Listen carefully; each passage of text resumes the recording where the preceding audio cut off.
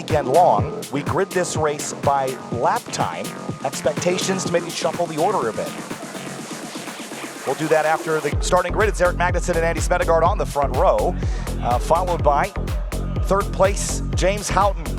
Laid back and ran a great lap to start in P3 for this one. Matthew Ibrahim starts fourth in the number 600. It's Joel Morrison in fifth place in the 71 S2000. Eric Catil has replaced his splitter with a Valence. He's going full Talladega setup for this one. Lee Wombolt in seventh, Michael Hilo in eighth. In ninth place, it'll be Jake Rawson alongside Daniel Geraldo in the 440 in 10th place in the Lexus IS 350. Brandon Gannum rolls off 11th place in the LFX Swap RX-8. Kevin Zhu starts 12th in his Honda Civic. Matt Walbaum 13th place alongside Brian Hedian in the 824 Honda S2000. Blake Korth rolls off 15th in the 2014 Mazda MX-5 alongside Mason Bursack in a 2004 M3. And Ayrton Grimm and Julio Crispin share row number 9. Finishing out our top 20, it is Donald Louie in the 898 and Joe Tulo in the number 43. Arjuna, wrapping up your top 20. Starting in 21st, a big grid. John Gados in the 350Z, swapping into that car after an incident on test day alongside Arancas in the M3. Besix, George, Manabdi, and Justin Lee split row 12, while 25th goes the way of Peter Zhang, Kunwo Lee, alongside in a pair of 2013 Toyota GR86s. Row 14, Matt Beck inside of Robbie Bierhout in a pair of Nissans, 240SX and 350Z respectively, while Peter Cipollini and Brian Hendricks roll us through to the edge of the top 30. And rounding out the last 10 or so cars, it's Jeff Wasilko and Michael Pagano in row number 16, 31st and 32nd. Then it's Brian Tyson, who had some incident responsibility, will start 33rd in this race alongside Shreddy Brown. Then it's William Wu Chen in a Honda S2000, Christopher Gatos in a 2003 BMW. Last couple of rows, Jeff Donati in a 2017 Toyota 86, Nathan Manning in a 1986 Toyota Corolla. Last two rows is Jay Rebus in the Kia Forte, Dai Win in a BRZ. And then 41st and 42nd, Lena Chin and Ryan Kristoff. Sounds like Lena Chin will not be taking the grid for this race. Ryan Kristoff, I don't know about. We'll find out in just a moment's time. Time to go racing for Eibach GLTC race number 3. Remember, after this race, we invert a random number of the top 12 entrants for race number 4. Cars peeking out, trying to see that green flag. We're waiting, and there goes the green. Eibach GRIDLIFE Touring Cup is underway from Watkins Glen. Matthew Ibrahim's popped outside of Andy Smedegaard as we drop down into turn 1. They will be 3 wide for second, and Smedegaard tries to hold, and he's going to push Ibrahim wide. Magnussen not with a great run. There's some contact off of turn 1, and Andy Smedegaard going slow. Oh, Andy Smedegaard has got a problem and has to come to a stop. He'll try to find a cutout if he can, but I didn't quite catch that contact or how it happened there, Arjuna. But we head up the S's, 3 wide in the middle. Madness. Let's take another look at this. So Smedegaard is trying to just pinch Matthew Ibrahim there, and I wonder if it's just a little bit of contact into the right front and maybe a steering arm instantly broken. Yeah, just a little bit of contact, but it's going to be enough to... Oh, more trouble. Michael Hilo's off in the inner loop. Big crash to driver's left. And that will certainly draw a full course yellow, and Matthew Ibrahim is off course as well. Daniel Geraldo's back there, but it is the Hilo machine that has taken the biggest hit on corner entry here. And it was Ibrahim in the middle, Lee Wombolt on driver's right. And watch this as Ibrahim, something. He's got an issue. Something broke. I would assume brake-related issue due to that contact, and yeah, nothing that Hilo could do. Rest of the field does a great job, and I think including Eric Catil there to scamper past as the field gets all sorts of checked up, but I think that, unfortunately, Matthew Ibrahim slightly blindsided there by the technical issue he had. That's a big hit for Hilo, unfortunately. That car is absolutely destroyed, and looked like, again, the contact with Smedegaard at turn 1 definitely broke something on Smedegaard's car, and definitely also took out something on Ibrahim's car. But this is going to reshuffle the deck here. Caution is out. These are short races. About to be even shorter, I think, potentially. Yeah, it's going to, again, if we do get a restart, it's going to be a pretty frantic run to the end. But again, we'll see how things pan out once we get the track cleaned up. You got to have to feel for Michael Hilo. Was fighting through a lot this weekend with a broken clutch. Was on the dyno late a couple of nights to get it back repaired, and then just sort of a victim and a bystander there. Like you said, no fault of his own. That's a big impact as well. We had an incident actually earlier today down here at turn 10 where the car was actually into the tires rather than into Yarmco. That was a little less severe of consequence for the driver. Ultimately, hope Hilo's okay. Hope all the drivers are okay as well. But there's a lot of work to be done after this event to be ready for Lime Rock Park. Yeah, he is okay out of the car. That's what the word we've received from our production team, so good news there. These cars are all built to a standard that is higher than most other grassroots organizations as far as the tube frames and wall thicknesses of the roll cages. Fire suppression is required, of course, full fire safety gear as well. But it's very rare that we have accidents in GRIDLIFE Touring Cup that result in the totaling of a car. And Andy down at turn 1, he wasn't able to drive away from the incident he had either, so came to a stop right at the exit of turn 1. Once again, the ambulances here are standard protocol, so both drivers are all right, just a matter of getting the track cleaned up to go back racing. Yeah, Andy's car, I think he instantly recognized that there was suspension damage of significant enough ilk that it was not worth continuing. Clearly, Matthew did not realize that the damage was severe enough. The team, safety team, putting down clearly some sort of sand to cover up any of the fluids that have been dropped. Hilo's car will be loaded onto the flatbed, and hopefully the team can get this wrapped up in the next couple of minutes and get us back under racing conditions. See them looking at the Armco on the left there as well, to make sure it's going to be secure enough in order to take another hit if it has to. We hope that isn't the case. But again, for Ibrahim, it's tough because, you know, the contact at 1, it seemed like he wasn't really aware that there was something that was going to prevent him from stopping, even if it was just something as simple as, you know, an ABS wire, and knocked out the ABS, because the car looked like it just locked up. Well, and that's probably what it was, right, is that he's damping down on the brakes, expecting there to be ABS, and from what it looked like, braking late into the corner to try and hold on to his track position, right? So he's probably already at the limit of when he could have been braking, and as soon as he locks up at that point, even if he releases the brake pressure and gets back on and is not locked up, it's not going to necessarily help out. Let's take another look at it though, Kyle, and it's that blue BMW with the black hood that's sliding off to the right. He knew, you see the front wheels are towed in. Something broke. The right front, I think, the one that's we should be looking at more maybe, because of where he was turning to the right. Yeah, it would have been right front to left front on Smedgaard's car, but you're right. Definitely something was not quite right there. Yeah, and it was probably tough. I mean, driving it straight, you probably see the steering wheel off kilter and things of the sort, but then you go to hit the binders and it just doesn't do what you expect it to do. It's also possible that when you hit the brakes, anything that was left clinging together or hanging by a thread, all that energy going into the front tires, just really unfortunate. And feel for Michael Hilo. These cars, for the most part, are hand-built by their owners. Garage projects. Yeah, garage projects. And you know, there are some folks that have teams around them, but again, these are individuals that trailer and tow their own cars, and they're their entire pit crew. Yeah, and even when they do have a team, sometimes it's a bit more organized than others, but we shouldn't, you know, really compare it to a professional level organization. Right. It's a very, very different thing, and it's such a cool place to be around and just feel the energy. Let's take a look at the start here. So again, Smedgaard is trying to prevent Ibrahim from pulling alongside on the apex. So they've gone effectively 3 wide down into the corner. And then I think when they come together, it pushes them both wide. Smedgaard instantly recognizes the left front is done. There was something that departed Matthew Ibrahim's car as he leaves the scene of the incident. Yeah, and it's such light contact too, right? It wasn't, you know, if you were to do that with a GT3 car, Arjuna, probably nothing would have happened. But just the slightest bit of contact, and it's hard to look at that and say that really a lot of people did anything wrong. They were 3 wide there. The track is wide enough for that. We did see yesterday that when someone washed up into another competitor, they were penalized. Both, well, actually, it was just the one driver that was penalized. He hit the inside curb. And drivers have been encouraged to use the runoff to avoid an accident. So there's not really a reason to just sort of, you know, hold your line and let them run into you either. So, you know, maybe race control look at that and say that was avoidable from 2 drivers, but we'll let them handle that with all the onboard video and the evidence that they have up there. One thing that, you know, is also a factor here is, and we kind of saw it on that initial race start, you called it out, drivers poking out of line, trying to, yes, in some way spot the green flag, but they're also trying to time the green flag, right?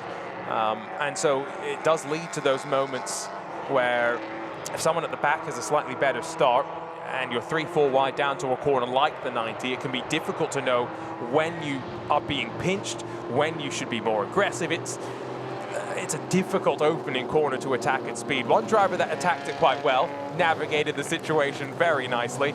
Talladega spec for Eric Catil is what you called it. I will expand on this. I ran into a couple of folks from his team this morning while getting breakfast, and they told me that they have tried basically everything they know how to do on this car to make it faster at this racetrack. So Eric this morning removed the splitter from underneath the nose of the car and replaced it with a valence, sort of like what you'd see on a stock car, where it doesn't extend underneath the front of the vehicle. He's also removed some weight out of the car as well, because adding a splitter in GLTC, you have to add weight to compensate for that performance advantage. So he's running with less drag and less weight. So we haven't really seen it in play yet, but that's a way to gain a little bit more straight line speed. Can I ask why they waited till today to do that? Well, I think they were hoping to keep the downforce on the car because the handling is sort of the advantage of this car. Okay. But, you know, it's also hard to take advantage of handling if you're slow. Yes, yeah, I didn't want to say it, but there you go. I've got no problem saying. I guess as well, part of the factor here is that car has been so successful this year that it's carrying a lot more weight. When you win races here in Eibach GLTC, you get a weight modifier applied to your car. And I think Eric Catil is running, is it 6% or something in that buffer right now? It's quite considerably a lot of weight. Slow car on track, by the way, so I'm hoping they'll be able to limp around and back into pit lane. But the problem is, I'm about to head to an uphill part of the track. Yeah, all uphill from here. And there's Ibrahim, so that right front. Now, I don't think he had contact on the right, so that would be the suspension failure that's what's meant preempted the issue. And now we just hope that Geraldo can get off course. So I'm just going to make a bit of judgment based on what we saw there. You mentioned that if a GT3 car had maybe been in that incident, it might not have been an issue. But sometimes what it is just the angle of the wheel. If you're steering through the corner, if the wheels touch in a way that sends the force in a direction that is not the most ideal way, it can be very easy for the suspension to come apart there. The contact didn't actually look like Ibrahim had made door contact with Smedgaard. It very much looked like it was that right front quarter of the car. So it could have just been one of those moments where, like you say, there was something that had happened, but it wasn't until the full force of the braking had been applied that Matthew was aware of how significant it was. Lights are out on the safety car. We're going racing again. It will likely be 2 laps. If I had to guess, based on the time remaining, 2-lap run to the end here, about 7 miles worth of racing. Eric Magnussen leads James Houghton, leads Eric Catil, Joel Morrison, Lee Wombolt, Matt Waldbaum, Jake Rawson, Mason Bursack, Ayrton Grimm, and Donald Louie. And now it's going to be the V8 of Eric Magnussen, trailed by the K24-powered TSX and Civic of Houghton and Catil. James came into this with a lot of confidence, and we'll see if he can parlay that to a victory here. Shout out to Ayrton Grimm, who we have not talked about much in GLTC action this weekend. Been marred in the midst of the top 15. This is the best he's been running all weekend. Green flag, and Ayrton Grimm got a great restart. The leaders nicely nose and tail, but down to turn 1 to the 90. Magnussen over Houghton to Catil. Catil looks up the inside of the 41 of James. Half-hearted, though. I think that's one of those moves where you're not sure it's going to work. Grimm gets a move made, and there's more contact that sees a bit of argy-bargy in a couple of cars using the runoff as we're back up through the S's, and Catil's peeled alongside of James Houghton. Oh, he's trying, but Joel Morrison's going to try to pick which lane he wants to push as we climb the S's here. Daniel Geraldo was a lap down and out of line. I'm not really sure what he's doing, making contact with drivers here, but down the backstretch, side by side for second place. 132 miles an hour as the two Hondas roar into the inner loop. And 2 by 2 they entered, but Morrison got the best of the battle for fourth. Catil's going to get the best in the battle for second here, I think, on the inside now through the inner loop. What a great respect shown there to make it work. Enough space to run through the bus stop chicane and run cleanly without losing too much time to the leader. If anyone tells you you can't race through the bus stop, they're lying. You just have to be more respectful than most racing is. They did it beautifully there. However, they gave up quite a bit of time to that race leader. Not as much, though, as they have in the past, battling through the first lap of a race or a restart. So I think they won't be too disappointed. And Coutil, damage limitation, right, in terms of championship. He knows that the next 2 rounds are going to favor him and not Magnussen when we go to Lime Rock, when we go to the WeatherTech Raceway Laguna Seca. And so for him, second place finish here, I think he'll be thrilled with that. I think he'll take it, and the weekend points should reflect that as well. Emag using all the racetrack there. And Joel Morrison having a career year in that V6 S2000 engine swapped to a J Series. And this car has just been so dialed this season in comparison to previous years. Even Matt Waldbaum has found some improvement in that number 90 ASM S2000. It struggled with electronics earlier in the year, switched it to a Link ECU, and it's been much better since they've done that.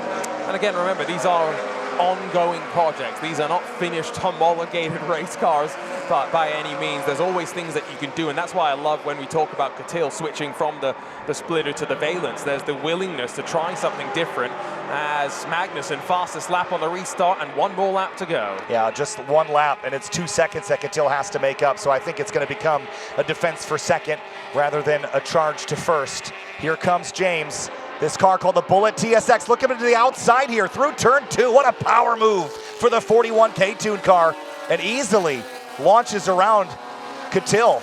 And Morrison's got a head of steam in the green Myriad Motorsports car as well. One final chance to go side by side, but I don't think Coutil's looking forward, instead looking over his shoulder. Morrison not quite close enough, but look at that. Grimm in the fight on the edge of the top 10 as well. I think Coutil wants back. But he's going to have the boot to do it. I think this car will likely be a little better than James's TSX in this section of the racetrack, but James is not a stranger to battling hard in this section. It's where he won a couple of races here in 2023. Look at the speed still as the rest of the field trickles through the inner loop. There's a big gap that's built up between the top 7 or so and those behind as they continue to fight hammer and tongs. I think it's going to be a lot of stories, Carl, for us to go and pick apart in the paddock after this restart of some amazing fights through the field. Just a couple of corners left to go. Down into turn 8. Eric Coutil trying to find a way around the 41 of James Houghton. 2 car lengths between them. The run up the hills are so challenging for the 4-cylinder cars compared to the V8 torquey M3 out in front. 2 turns left, and Eric Magnussen has been in command all weekend long. First 2 races belong to him. He's going to add another one. And another % of rewards weight for Lime Rock Park, quickly saddling on the penalty points for being so dominant at Watkins Glen. Eric Magnussen picks up the race 3 win, and James Houghton pickpockets Coutil in turn 2 and grabs second place over the 82 hybrid racing car. Morrison, Waldbaum, and then a couple of guys fighting back here for the rest of the top 10. How is it going to shuffle? Mason Bursack climbed to 7th, Grimm 8th, Rawson 9th, and Blake Korth in 10th. Telling you, that battle on the edge of the top 10 looked like a real fun one. So lots of stories for us to go and talk about. Oh, the pains of success for Eric Magnussen. 3 wins, 3 more % of weight. But why is that an issue? Because we're going to Lime Rock and Laguna after this, and they're not tracks where the 6.3-liter V8 under the hood of the BMW is going to be a benefit. If anything, it's going to be a bit of a con. He's going to struggle a little bit more with the weight when you go through those change of directions, whereas Eric Coutil with that nimble Civic is going to be loving where we're going next. Both Eric Coutil and Eric Magnussen now share 5 wins on the season. So they're back to how they were at CMP, just weighing a whole lot more. Let's have a look at the results for this first race of the day for Eibach GLTC Race 3 of the weekend. And as we said, it's Emag in the mainline motorsport car out in front. And James Houghton at Time Attack Type R on Instagram. He's a fun guy to follow. Eric Coutil, P3, his best finish of the weekend. I think that's a marked improvement, so he'll be happy with that. Joel Morrison, Matt Waldbaum, the rest of the top 5. Lee Wombolt in his return to GLTC having a great weekend. Bursack, Grimm, Rawson, and Korth, remainder of your top 10. Besic George Benabdi in his first weekend, P11, then Donald Louie, Kevin Zhu, Brandon Ganem, and Joe Tulo. Julio Crispin, P16. Ryan Christoph from the tail of the field to 20th in that 1986 Honda CRX. The rest of the field here, this is where the misfortune begins at the bottom for those that didn't climb their way quite as high up the order. Just noted here, Peter Cipollini in his first GLTC weekend, P24. Shreddy Brown, 28th. William Wu Chen in 30th. And then unfortunate circumstances for Andy Smedegaard, Matthew Ibrahim, and Michael Hilo. Just a tough first lap here.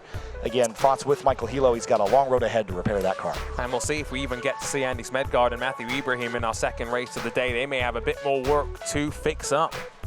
Couple of cars still limping around. Let's have a look at the highlights of Eibach GLTC race number 3. It all started with a frantic run to turn 1 up at the pointy end. You see the 3 wide with Ibrahim out there, fully established alongside Andy Smedegaard. But when they get down to the 90, Andy shoots the gap here.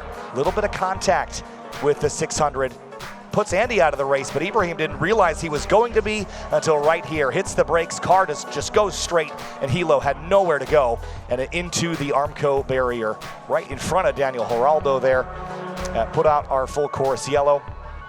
And then the rest of the race on the restart, Eric Gittil sniped second place from James Houghton on the run up to the inner loop. And then the next lap around, James powers alongside him and just steals it right back.